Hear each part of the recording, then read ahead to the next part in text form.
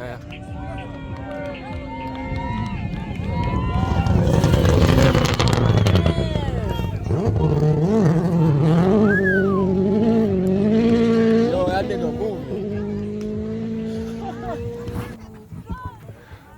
so the Safari Rally event is quite massive and it usually pulls people from different walks of life.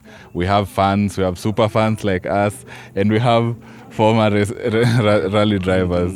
Yeah, so do you mind introducing yourself to us? Yes, hi. Hi. Thanks for having me. My name is Rashid Khabi. Well, I'm a former rally driver. I started rallying quite early, around 93 when he started with the Baldy Singh. The first rally he started, we started together. It's a training rally actually. Wow. Those days we used to have training rallies. Even clubman rally before you elevated to the Kenya National Rally Championship. And I can tell you the rally scene in Kenya has been very, very robust. I mean, it's been very good. Yeah. But of course, of late things are changing. Yeah, unfortunately. But we saw some life put into it by the reintroduction of the Safari Rally, which we had last seen, I think, 2002. That's quite a long time ago. Yeah. So it's quite an achievement for the leadership which were there, and to see the Safari Rally back. Of course, it's not the Safari Rally we are used to. Absolutely not. The marathon ones. At least I attempted 96, 97, the 4,500 kilometers. Oh, nice. But it's quite. I would say it's good to have the rally back here. But I can see some red signs ahead. Yeah. Yeah, would this be in light of the recent events of like people not getting their dues, those issues that Sadiq raised online, and even just the turnout, the psych about the whole event as a whole, the event as a whole? Okay, personally, I would not like to delve into those the financial things. Of course, the rally now is not as it used to be. It's quite a big venture now. It involves a lot of money, billions of money, and of course, there will be some interest here and there which might mess up the whole setting, the whole management. Might not be the same as before. Rallying was quite, I don't know, not really frugal as such. But people who are rallying were not relying on a lot of money to do rallying and all that kind of thing. So basically, we never used to scandals here and there. We are human beings. We get one here and there. Yeah. But I would say the problems facing the rally now, I don't know whether it's the interest, is it the costs? Because I can assure you there's something definitely happening in the rally scene that most of us cannot explain. Yeah, I mean, absolutely. Most of the local rallies, the Kenya National Rally Championship, we used to have, like Guru Nanak, could have 65 entrants in a rally, one rally, getting 65. These days we are hardly getting 15. To get 15 is quite an achievement. Wow, that's and it huge. saddens some of us who've really been grown up in this rally, to see there's no motivation on the young people, or the costs are just too high for them to start rallying.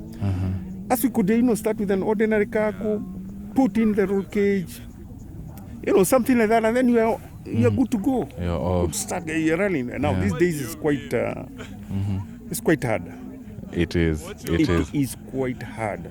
It is. So the only problem I'm seeing is that at some stage, of course now the current status whereby we get politics, we get financial what into rallying. Even the Safari Rally itself, I don't know.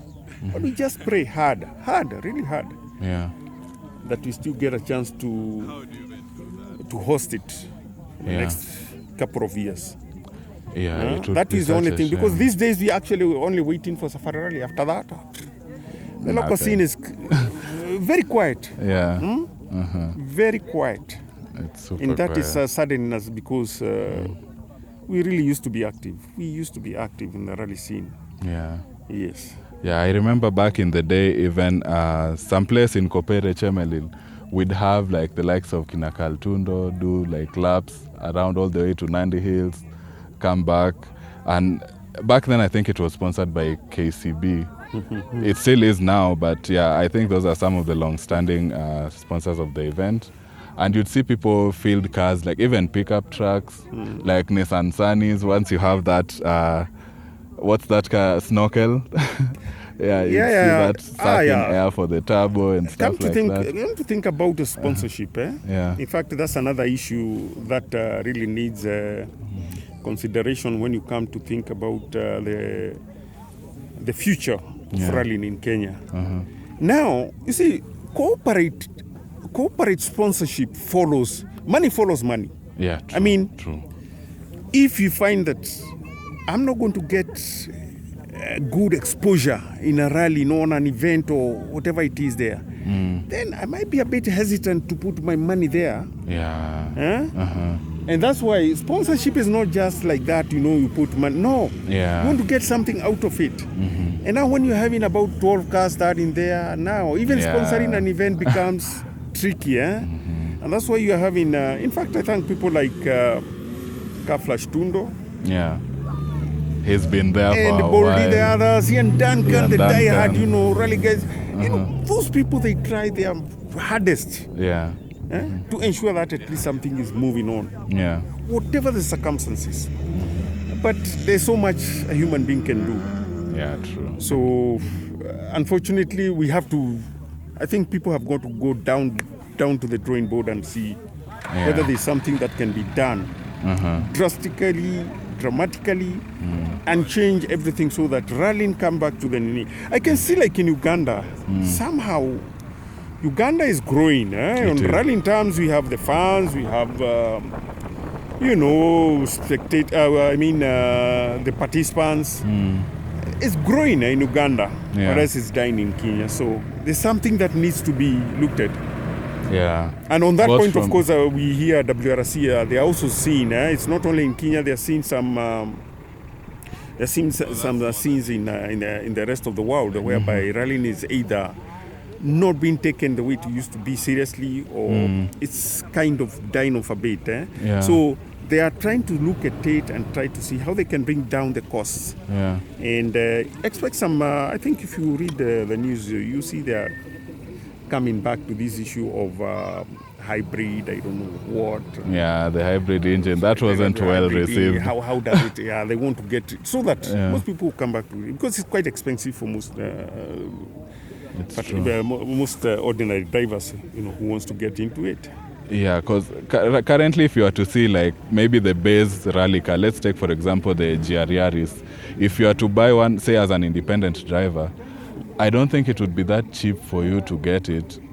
If you add on to the fact that importing that car here to Kenya and do all the modifications and all the repairs that you need over time, it's really high of a barrier.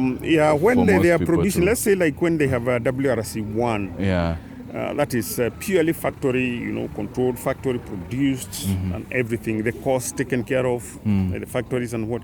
They also try to produce on the side something that somebody who has got the financial muscle, on the sides privately can be able to purchase. That's why you have WRC2. Yeah, and all the way till 5. And 3 and so forth. Yeah. But still it's expensive.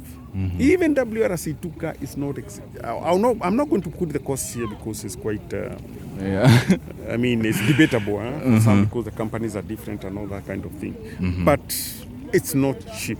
It's not. It's not the way like when I started with a Datsun 160J. I'll collaborate up, put the roll cage. Yeah.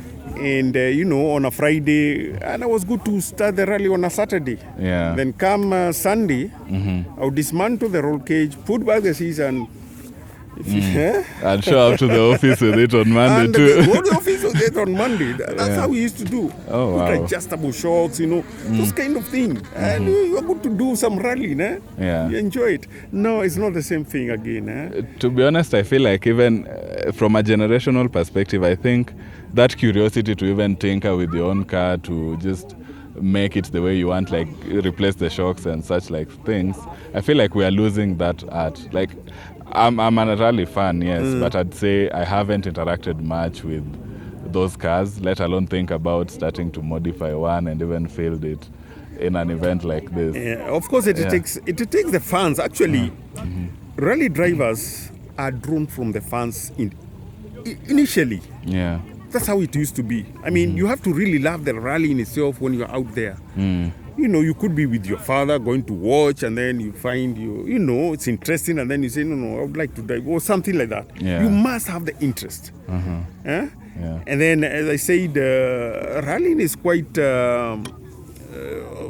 know, once it becomes an obsession, you getting out of it is quite hard. Like us, is the age is catching up with us. Financially, we are not all that, you know. So even for our kids, you know, to sponsor them, it becomes a Herculean task. Yeah, true, absolutely. Yes. Absolutely. So I guess we can just hope that more people show this sport as much support as possible.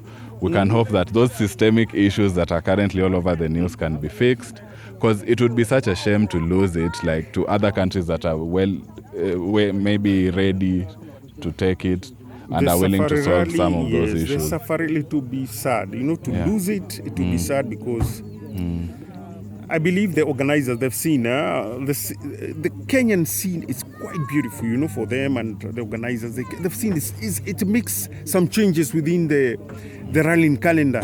They find that what there is in Kenya, they are not getting it in most places. And also they're coming back, and, you know, and all that. Yeah. So I believe we could be able to keep it for some time, but it needs quite some change in management, how we do things. Yeah. You get it? Politically, financially, and all that. Yeah. Get our things, get our house in order, and I'm sure this rally can be here to stay. I wish it stays. There's a reason it's Safari Rally. Every other place in the world is just rally. I'm telling you, I think if you ask me, I've watched the WRC in other places, but the Safari Rally still offers what others can't offer. Yeah. You know, different levels of, you know, the surfaces are different, you know, the scenery. I mean, you can come from the ocean, Indian Ocean, up to almost seeing the glaciers of Mount Kenya. I mean, you have deserts, you have anything you want, animals, you have, name it. It's a whole experience. Besides just the cars, the views are nice. Even the socializing. I've seen people set up very nice tents out here, cooking, grilling. Came here, some at 4 in the morning, and I mean, we've been here since we came at 4:30 there. To be here that time. So anyway, I think we can hope for the best. As we fans, we have to just keep pushing. We have to keep loving the sport. We have to appreciate it more. As we hope that we wish our Kenyan participants, the Kaltundos, the Kina... Ian Duncan, I don't know if... Ian Duncan is not... he's no longer there. No, he's still... Look, this thing, you don't grow, you know, old just like that. Rally, you can... even Frank Tundo, she actually gave him a car, the father of Kaltundo, That him will be here. He'll be here, and he'll show people dust. Give him a challenge, and you see. He'll be there. He'll be there. So the rest of the Kenyan team, we wish them all the best. Yeah, we hope they do. Who are participating. At least they're keeping our flag flying high. Yeah. And we hope they'll end well. Yeah, we totally appreciate them, and we are here for them, and we support them. Thank you very much. Okay, thanks.